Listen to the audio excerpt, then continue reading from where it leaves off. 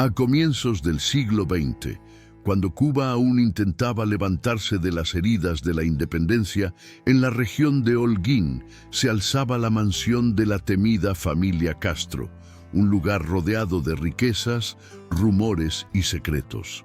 Tras sus muros no solo se ocultaban fiestas deslumbrantes, sino también prácticas prohibidas que mezclaban deseo, poder y un misterio que parecía desafiar la razón. Se decía que cada celebración cobraba una vida, que los descendientes nacían marcados por deformidades y que el patriarca, don Mauricio, mantenía una vitalidad imposible para su edad. ¿Cómo era posible que mientras todos a su alrededor caían en desgracia, él continuara más fuerte que nunca? Si quieres saber cómo este hombre logró conservar su poder durante décadas y qué precio pagó su familia por ello, acompáñanos hasta el final de este relato y comenta desde qué ciudad estás viendo este video y qué hora es. Deja un like y suscríbete al canal para nuevas historias todos los días. En los primeros años del siglo XX, cuando las cicatrices de la independencia aún marcaban las calles polvorientas de Cuba, Holguín se levantaba como una tierra partida entre la esperanza y el miedo. Allí vivía la gente sencilla, los campesinos que trabajaban sin descanso, los jóvenes que soñaban con migrar a La Habana y los viejos que cargaban historias que parecían maldiciones. Entre todas esas voces había un nombre que nunca se pronunciaba en voz alta: la familia Castro.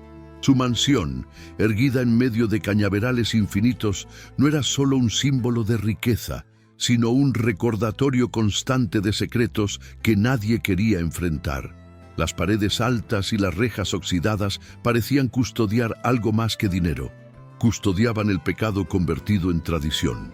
Don Mauricio Castro, el patriarca, era la figura central de ese misterio. Alto, de espalda recta a pesar de los años, caminaba por el pueblo con una calma inquietante, como si supiera algo que los demás ignoraban. Nadie entendía cómo podía conservar aquella vitalidad, con el cabello apenas encanecido y una mirada fría que desnudaba a cualquiera con un simple gesto. Los vecinos decían que su fuerza no venía de la naturaleza, sino de los rituales de carne que se celebraban en su mansión cada luna nueva.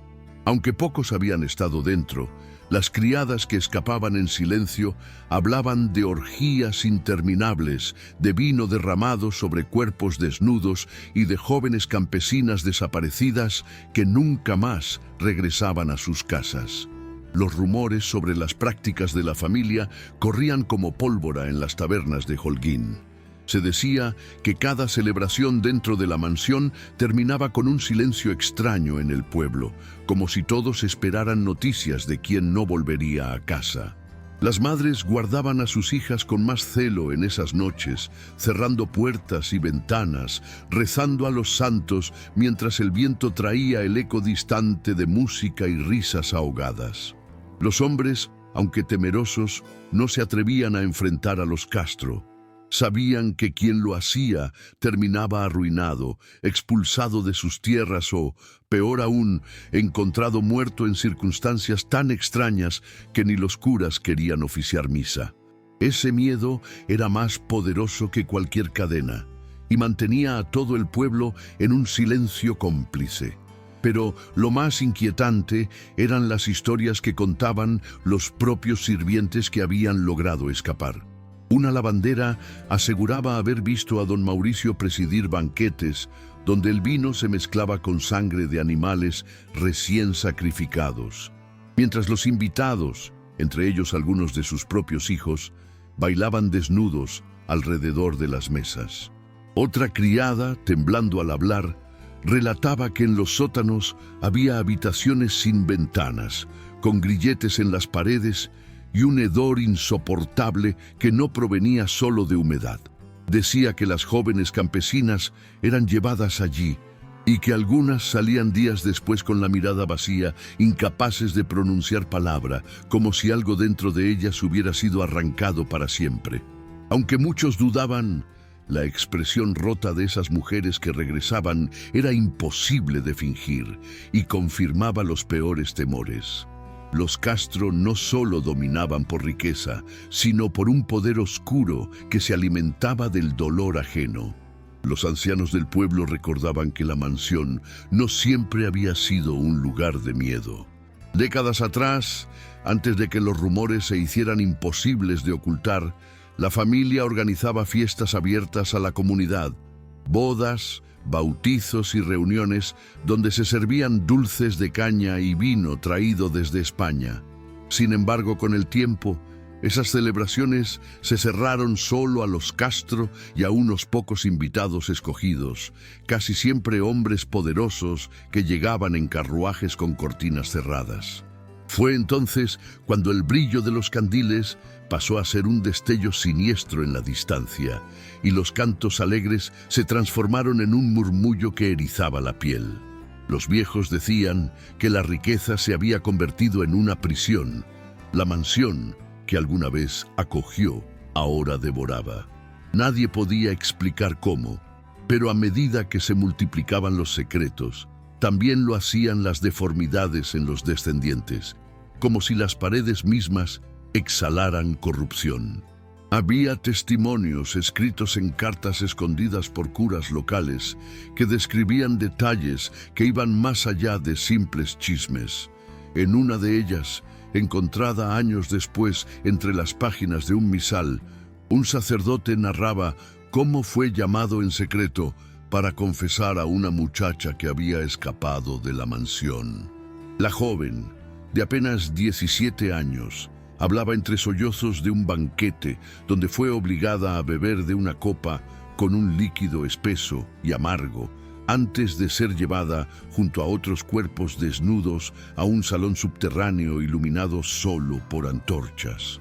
Allí, según ella, don Mauricio recitaba palabras en un idioma desconocido, mientras hombres y mujeres se entregaban a actos de los que no quería dar más detalles. El cura escribió que la muchacha parecía más aterrada por lo que había sentido dentro de sí que por lo que había visto, como si aquel ritual hubiera dejado una marca invisible en su alma. Afirmaba que nunca más pudo dormir sin escuchar susurros en la oscuridad, y murió semanas después en circunstancias inexplicables. Con el paso de los años, la figura de don Mauricio comenzó a convertirse en una especie de leyenda viva.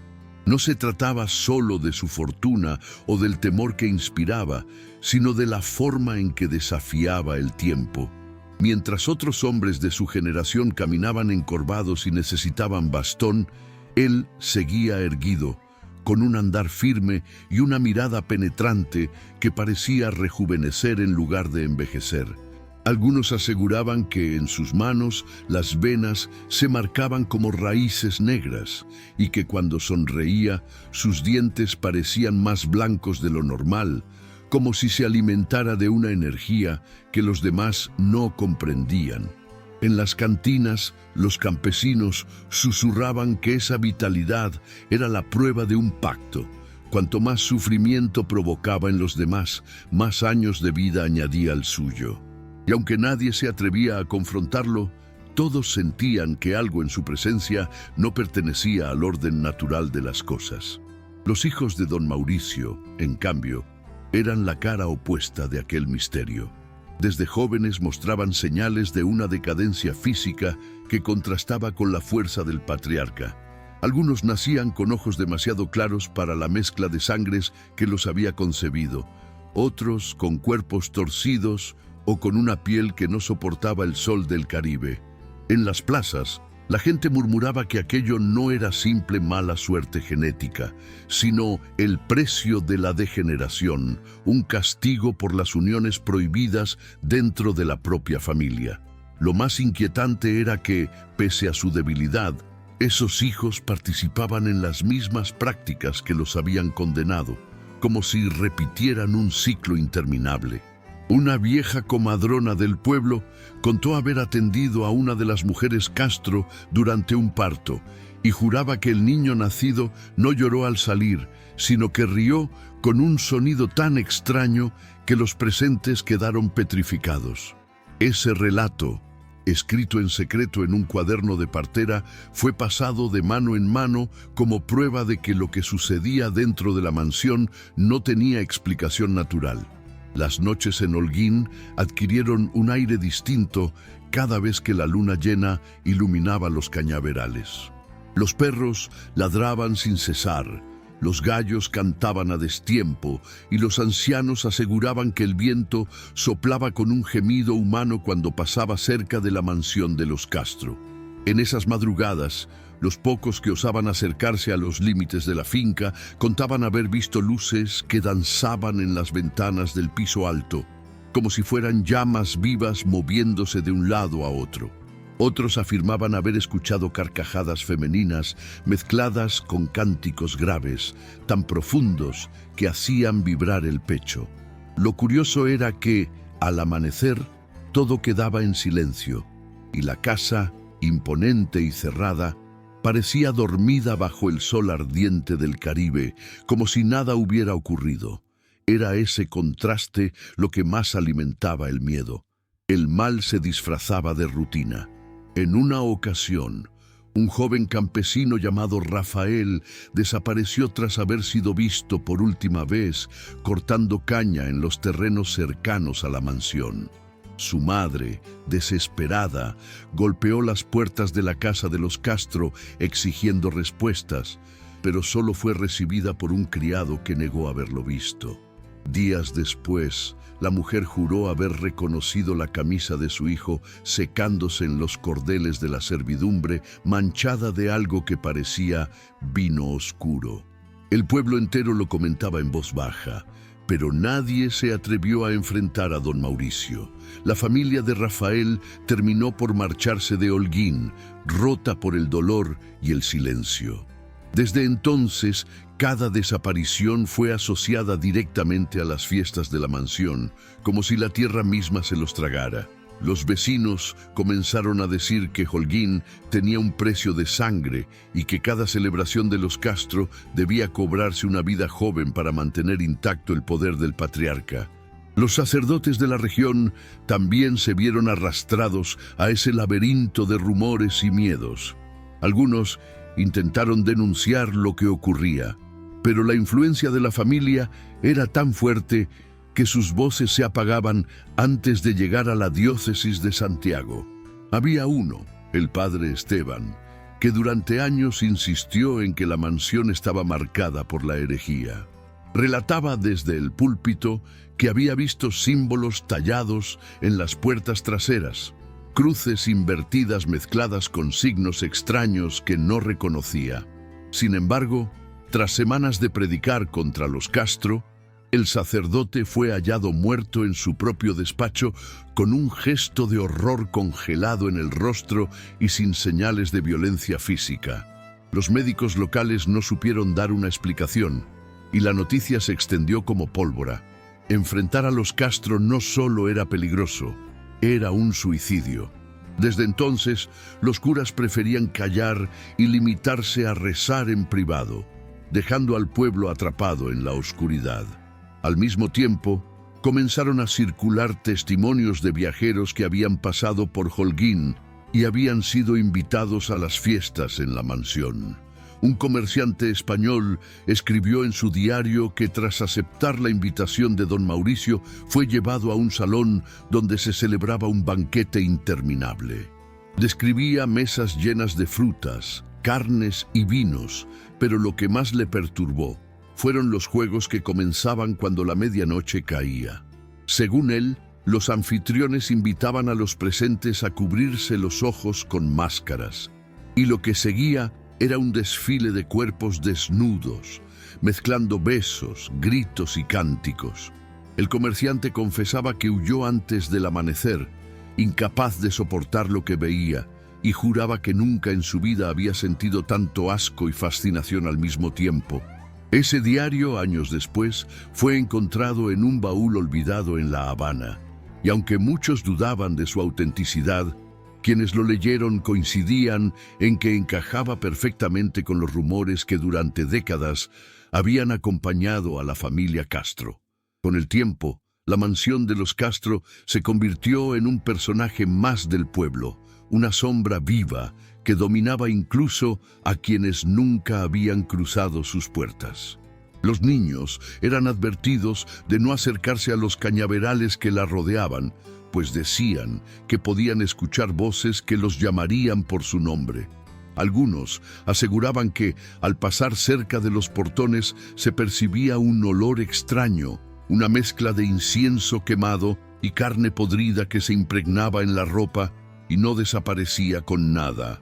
Las viejas del mercado contaban que ese hedor era la prueba de los sacrificios que se realizaban en el interior, y cada vez que aparecía en el aire, el pueblo sabía que una nueva celebración había tenido lugar. Lo aterrador era que, con cada rumor confirmado, la gente parecía acostumbrarse más al horror, como si aceptara que era parte de la vida en Holguín.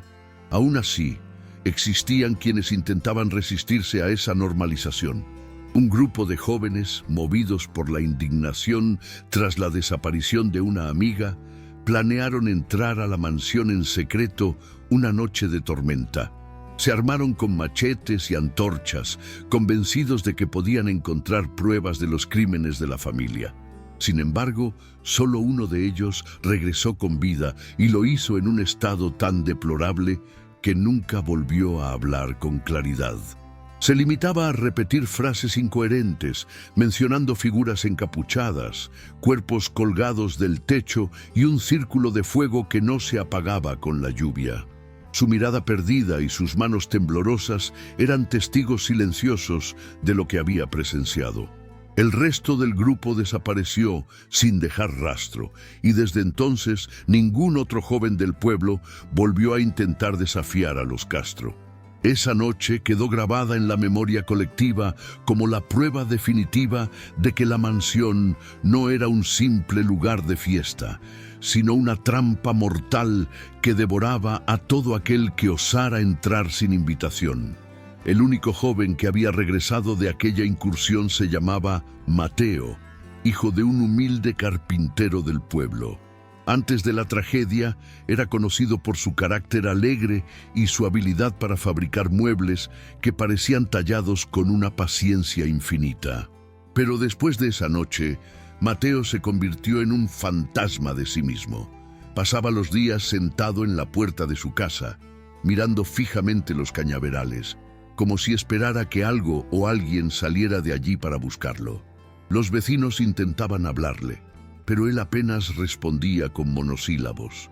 A veces, en medio de la madrugada, se le escuchaba gritar con una voz desgarradora, repitiendo que había visto ojos que no eran humanos y sombras que se movían sin cuerpo. Su padre, impotente, terminó por encerrarlo en una habitación para evitar que se hiciera daño. Con los años, Mateo murió joven, consumido por el miedo y la locura, y su historia se convirtió en una advertencia que los padres repetían a sus hijos: jamás desafiar a los Castro. Lo más inquietante era que, pese a todos estos episodios, don Mauricio parecía intocable. Ni la desaparición de jóvenes, ni las sospechas de rituales, ni siquiera las muertes misteriosas lograban ensuciar su reputación ante las autoridades. Tenía amigos poderosos en La Habana, jueces y militares que cerraban los ojos a cambio de favores y dinero. Incluso algunos decían que su influencia llegaba hasta Washington, donde políticos norteamericanos lo veían como un aliado conveniente en los negocios azucareros. Esa red de protección hacía que cualquier intento de acusarlo terminara en nada. Los campesinos decían que don Mauricio no necesitaba armas porque su arma era el miedo. Y lo cierto era que, con solo aparecer en el mercado, su figura imponente bastaba para que los murmullos se callaran.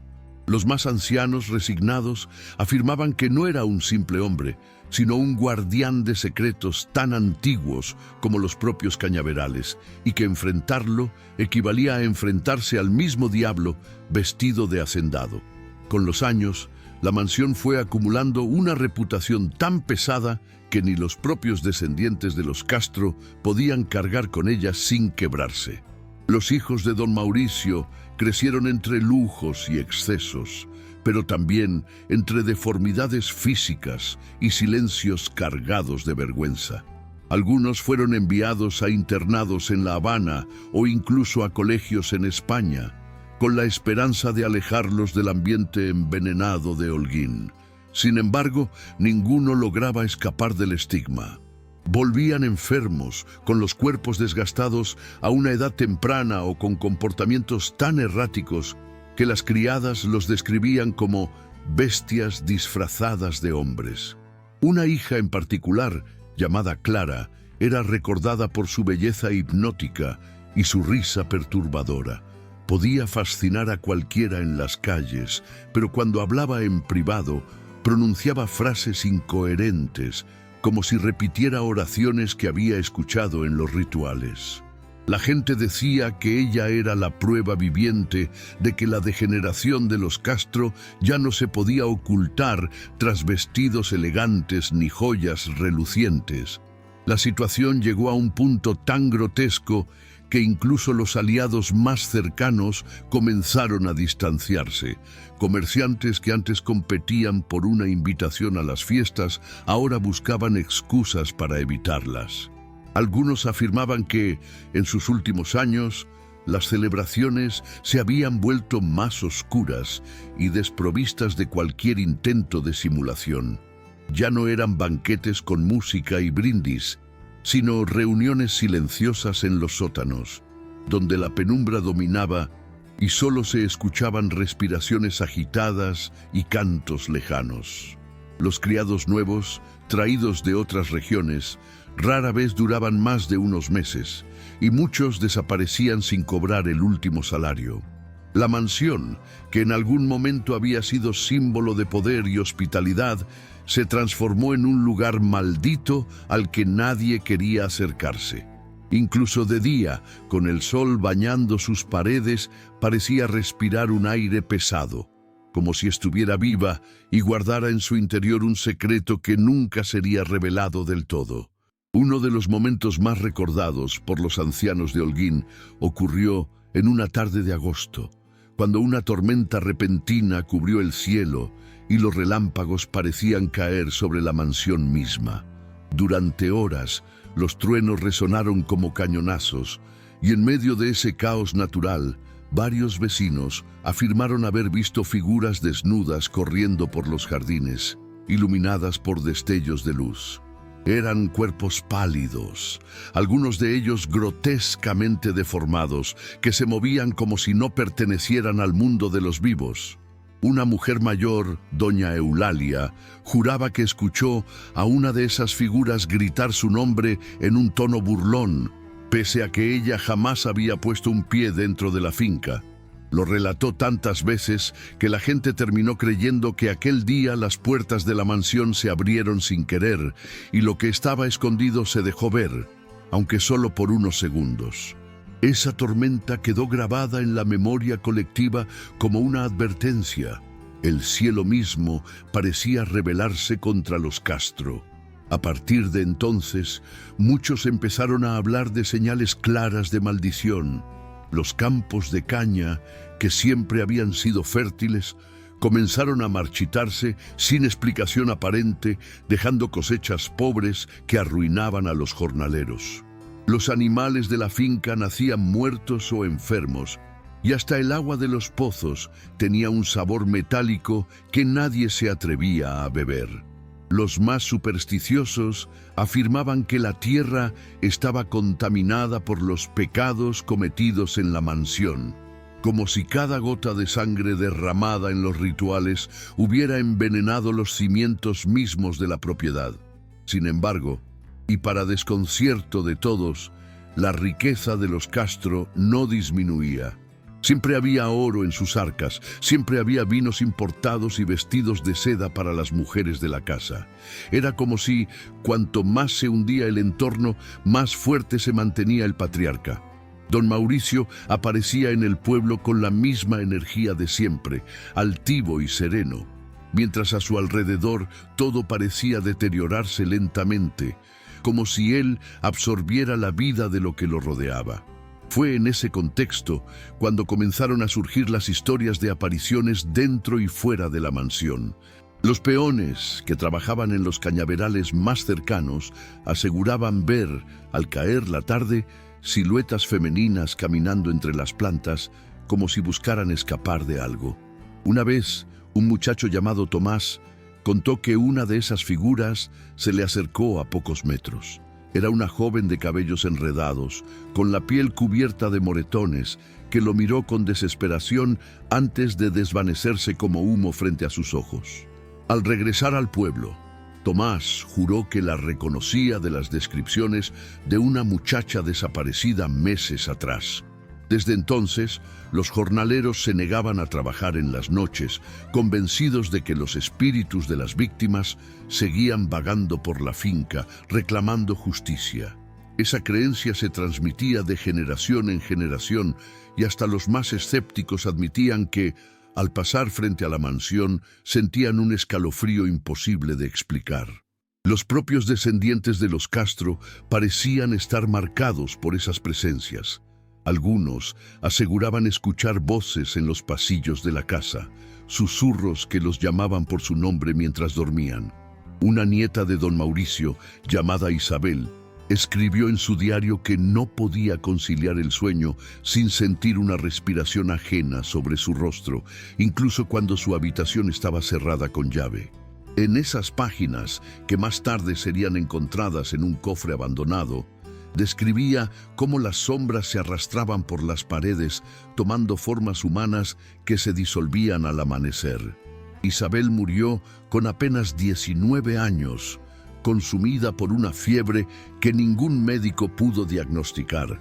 Su muerte fue atribuida a una enfermedad repentina, pero los vecinos afirmaban que había sido arrastrada por las mismas fuerzas que durante años habían rondado la mansión. La imagen de su entierro, con la familia vestida de negro y el pueblo mirando desde lejos en silencio, se convirtió en símbolo del abismo que separaba a los Castro de la comunidad que los rodeaba. Con la muerte de Isabel, el miedo alcanzó un punto de no retorno. La gente del pueblo comenzó a hablar abiertamente de que la familia estaba pagando el precio de sus propios pecados. Se decía que las risas que se escuchaban en las noches ya no provenían solo de los vivos, sino también de los espíritus de quienes habían sido sacrificados en los rituales. Algunos afirmaban que las ventanas de la mansión mostraban rostros diferentes a los de la familia, ojos desconocidos, bocas abiertas en gritos mudos, como si las almas atrapadas buscaran una salida. Aún así, don Mauricio seguía caminando erguido, imperturbable, como si nada pudiera afectarlo.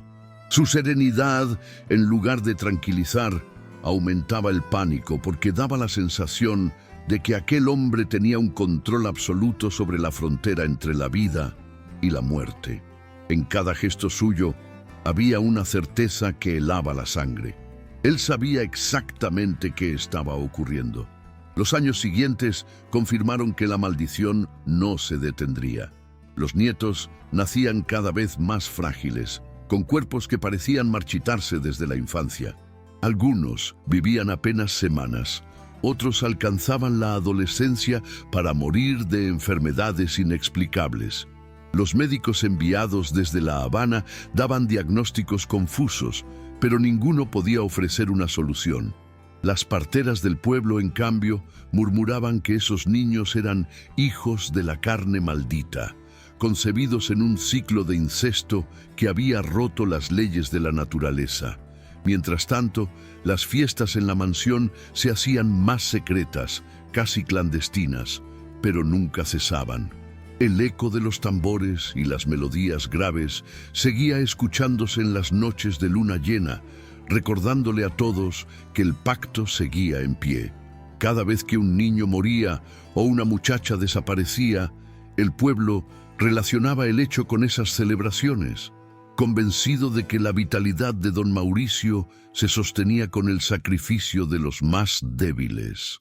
Holguín, atrapado entre la superstición y el silencio, parecía resignado a convivir con esa sombra.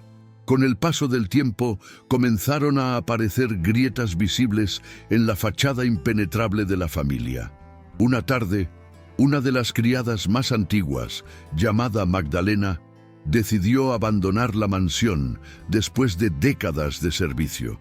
Era una mujer mayor, encorvada por los años, pero con una mirada firme que transmitía una mezcla de miedo y determinación. Al llegar al pueblo, reunió a un pequeño grupo en la iglesia y confesó entre lágrimas lo que había visto. Salas subterráneas con símbolos pintados en rojo, camas de hierro donde encadenaban a jóvenes y un salón adornado con espejos donde se celebraban orgías que parecían interminables. Lo que más estremeció a los presentes fue su relato de haber visto a don Mauricio beber de un cáliz mientras los cuerpos a su alrededor se retorcían en un frenesí incomprensible. Magdalena murió pocos meses después, pero su testimonio se propagó como fuego en el viento, confirmando lo que durante años había sido apenas un rumor. La confesión de Magdalena provocó que muchos en el pueblo comenzaran a mirar a la mansión con un temor renovado. Ya no se trataba solo de habladurías, sino de la palabra de una mujer que había vivido en carne propia los secretos más oscuros de los Castro. Sin embargo, en lugar de debilitar a la familia, el efecto fue paradójico. El miedo se intensificó al punto de inmovilizar a todos. Nadie se atrevía a denunciar formalmente, porque sabían que el poder de don Mauricio alcanzaba hasta las autoridades más lejanas. En los mercados, las madres repetían las advertencias con un fervor casi religioso. No mires la mansión, no te acerques a sus jardines y nunca, jamás, aceptes una invitación de los Castro. Ese mandato se convirtió en una regla no escrita que moldeaba la vida cotidiana. Las generaciones crecían con la mansión como un fantasma tangible en el horizonte, un recordatorio constante de que el mal podía ser vecino y aún así intocable. Fue alrededor de esos años cuando empezaron a circular las llamadas cartas negras, mensajes anónimos que llegaban a las casas de algunos vecinos de Holguín. Eran escritos con una caligrafía temblorosa y tinta deslavada, donde se advertía que las jóvenes del pueblo estaban siendo vigiladas. Una de esas cartas, conservada por una familia hasta hoy, decía: «Esta noche elegirán a tu hija, escóndela lejos de la mansión». Nadie sabía quién las enviaba. Algunos sospechaban que eran criados arrepentidos, otros pensaban que eran fantasmas que intentaban advertir a los vivos. Lo cierto es que, después de recibir esos avisos, varias familias huyeron de Holguín en plena madrugada, dejando atrás casas y tierras. Preferían perderlo todo antes que arriesgar a sus hijas. El pueblo, cada vez más vacío, se convirtió en un lugar de ecos y ausencias, marcado por el terror de esas amenazas invisibles. Don Mauricio, sin embargo, parecía inmutable ante esa fuga masiva.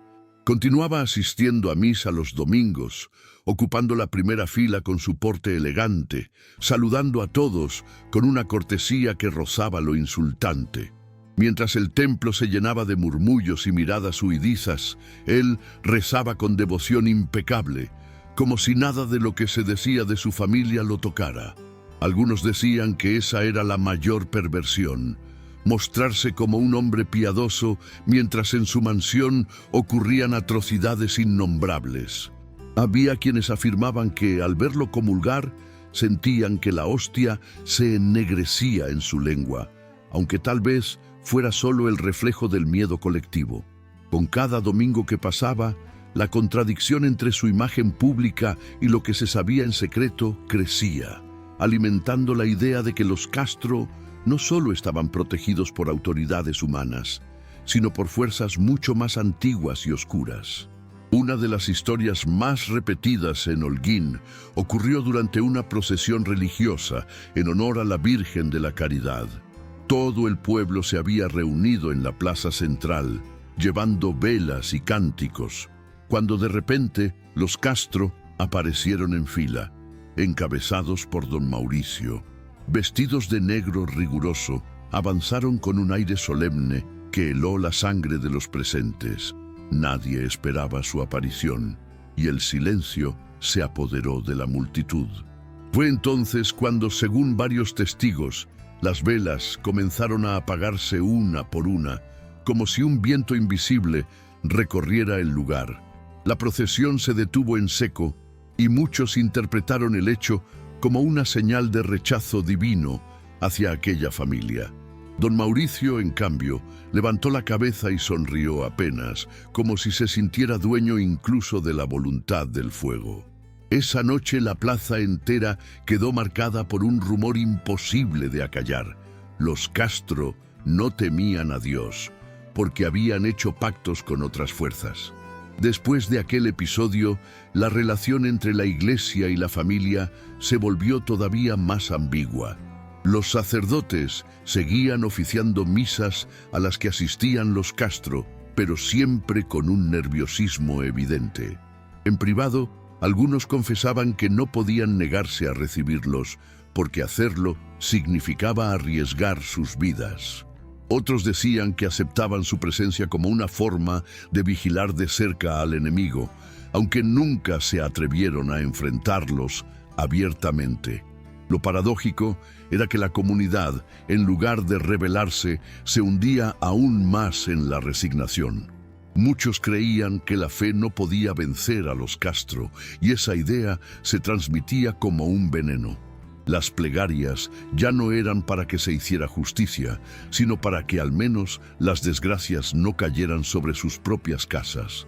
El miedo se convirtió en la verdadera religión del pueblo, y la mansión en su altar más temido. A comienzos de la década de 1920, cuando Cuba empezaba a transformarse con la llegada de nuevas inversiones extranjeras, la mansión de los Castro seguía siendo un punto fijo en el mapa del miedo. Los automóviles circulaban ya por las calles de Holguín, las radios traían noticias de La Habana, pero nada de eso parecía penetrar los gruesos muros de la finca. Para los jóvenes de la época que soñaban con modernidad y progreso, la presencia de aquella familia era un anacronismo, una herida abierta que recordaba tiempos coloniales. Sin embargo, esa misma juventud era la que más sufría, pues las desapariciones nunca cesaban. Una tras otra, muchachas de entre 15 y 20 años desaparecían sin explicación, y los registros policiales eran borrados o nunca llegaban a escribirse. Los padres, desesperados, sabían que señalar a los Castro equivalía a condenarse, así que aprendieron a callar. El futuro, con todo su brillo moderno, se detenía en seco frente a los portones oxidados de la mansión. Lo curioso era que, a pesar del paso de los años, don Mauricio parecía inmortal. Mientras los rostros de sus contemporáneos se consumían, el suyo apenas mostraba arrugas. Incluso quienes lo habían conocido de jóvenes comentaban que su aspecto era casi el mismo que en la década anterior. Algunos decían que había encontrado la manera de robarle la juventud a otros, y cada desaparición era interpretada como el tributo que alimentaba esa longevidad. Una anécdota repetida con insistencia era la de un médico estadounidense que, intrigado por su vitalidad, lo examinó durante una visita. El galeno aseguró que jamás había visto órganos tan fuertes en un hombre de su edad, como si su cuerpo funcionara con la precisión de un reloj recién fabricado. Esa noticia, lejos de tranquilizar, sembró aún más temor. Si la ciencia no podía explicarlo, entonces la respuesta debía encontrarse en los rituales que durante décadas se habían celebrado en la oscuridad de la mansión. Fue en esa época cuando surgió la figura de Lucía, una joven maestra que había llegado a Holguín desde Santiago con el deseo de educar a los hijos de campesinos. Era una mujer distinta a las demás, valiente, de mirada franca y voz firme, que no se dejaba intimidar por los rumores. Al principio se ganó el cariño del pueblo por su entrega y su empeño en enseñar a leer incluso a los adultos, pero pronto comenzó a chocar con la sombra de los Castro. Varias de sus alumnas desaparecieron sin explicación y al preguntar en voz alta lo que todos temían, se convirtió en una amenaza para la familia. Los vecinos le rogaban que callara, advirtiéndole que nadie podía enfrentarse a don Mauricio y salir con vida. Pero Lucía, convencida de que el silencio era lo que mantenía vivo el poder de la mansión, decidió investigar por su cuenta, sin imaginar el precio que tendría que pagar por su valentía. Una noche de luna nueva, la joven maestra se acercó a los límites de la finca con una lámpara de aceite y un cuaderno en el que había anotado cada desaparición ocurrida en los últimos años. Desde la distancia pudo ver la mansión iluminada por antorchas y escuchó cantos graves que parecían surgir desde el suelo mismo.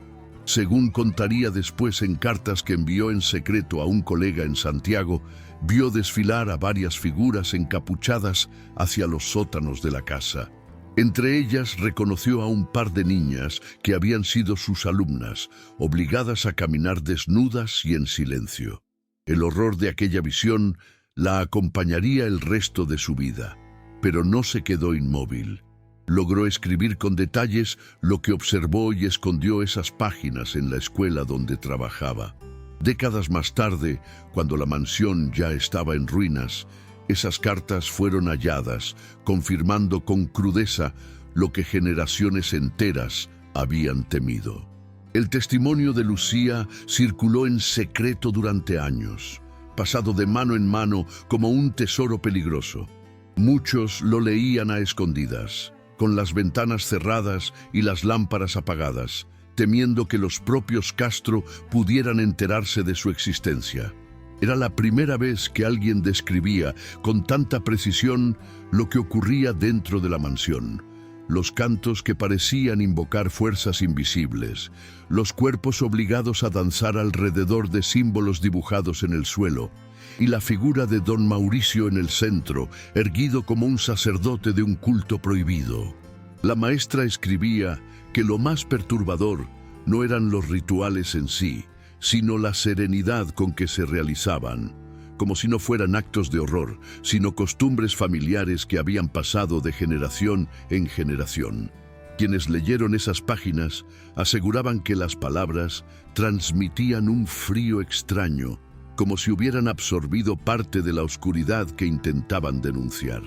Con el tiempo, la propia Lucía desapareció sin dejar rastro. Una mañana no abrió la escuela y los niños regresaron a sus casas con la noticia.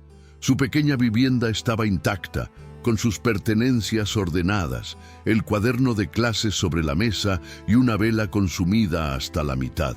Nadie vio ni escuchó nada. Los vecinos entendieron de inmediato lo que había ocurrido. La familia Castro había descubierto su osadía. Durante semanas, la plaza permaneció en silencio, como si el pueblo entero estuviera de luto. Los padres prohibieron a sus hijos mencionar siquiera su nombre, temiendo represalias. Y sin embargo, su legado sobrevivió.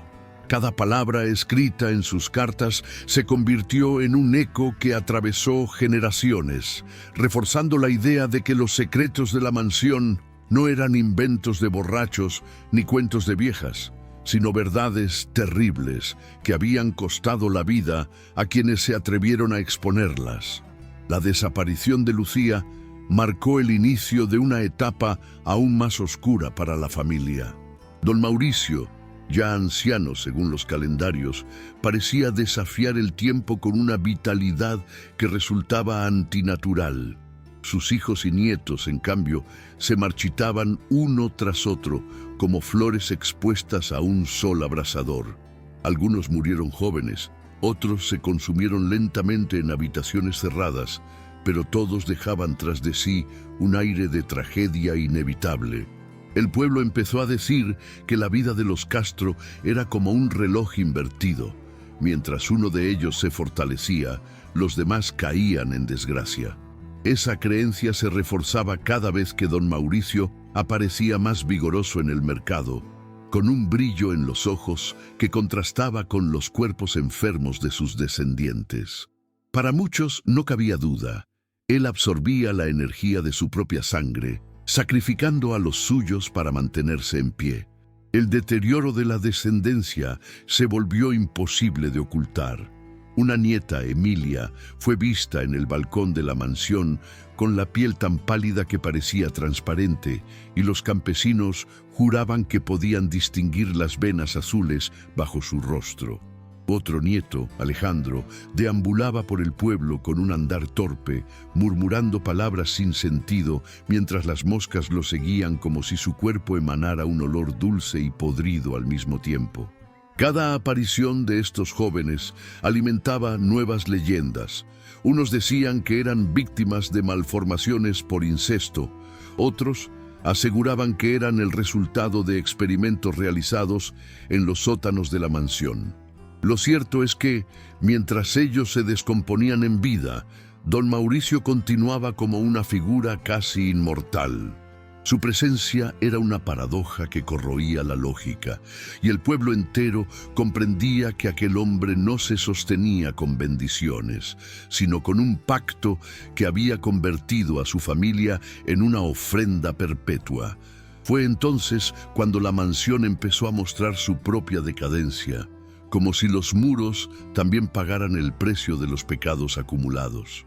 Las paredes, antes impecables, comenzaron a agrietarse y del interior surgía un olor insoportable a humedad y carne rancia que ni los criados podían disimular.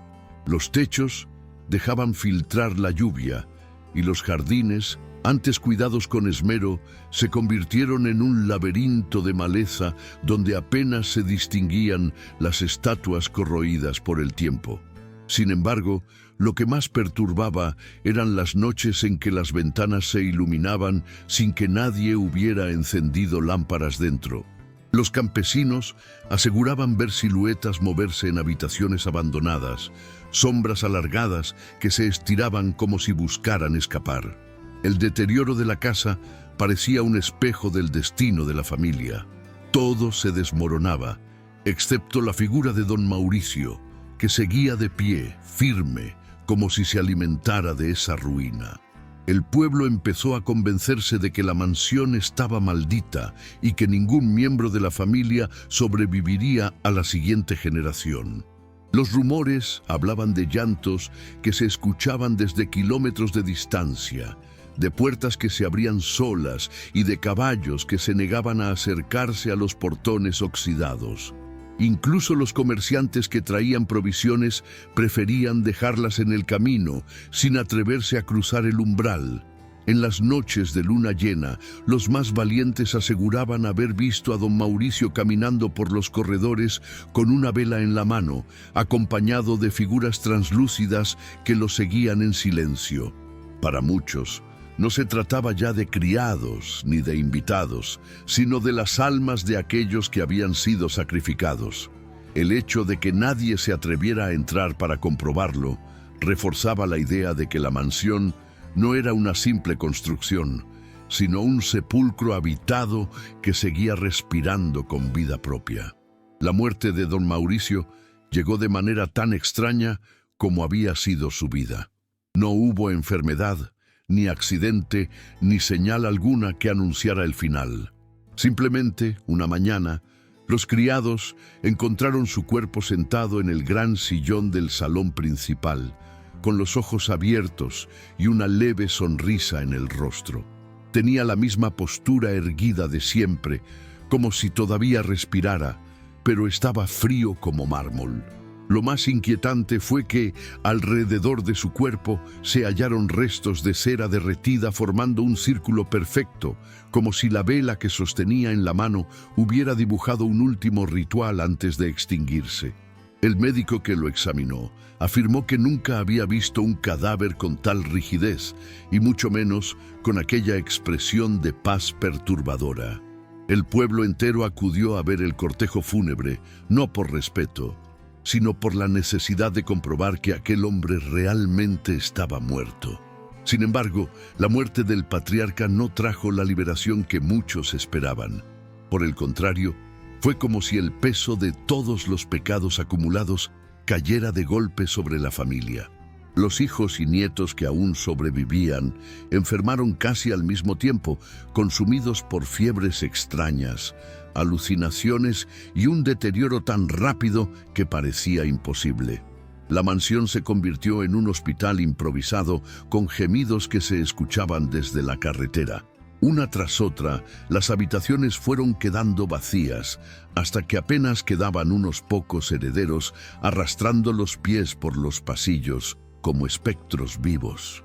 Los campesinos decían que don Mauricio había dejado un pacto inconcluso y que, al morir, las fuerzas que lo protegían reclamaron lo que les pertenecía, la carne y el alma de todos sus descendientes.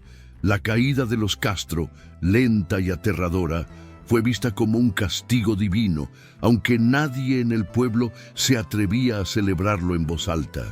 Con el tiempo, la mansión quedó abandonada, convertida en un cascarón vacío, donde el eco reemplazaba las voces y el polvo cubría los restos de una grandeza podrida.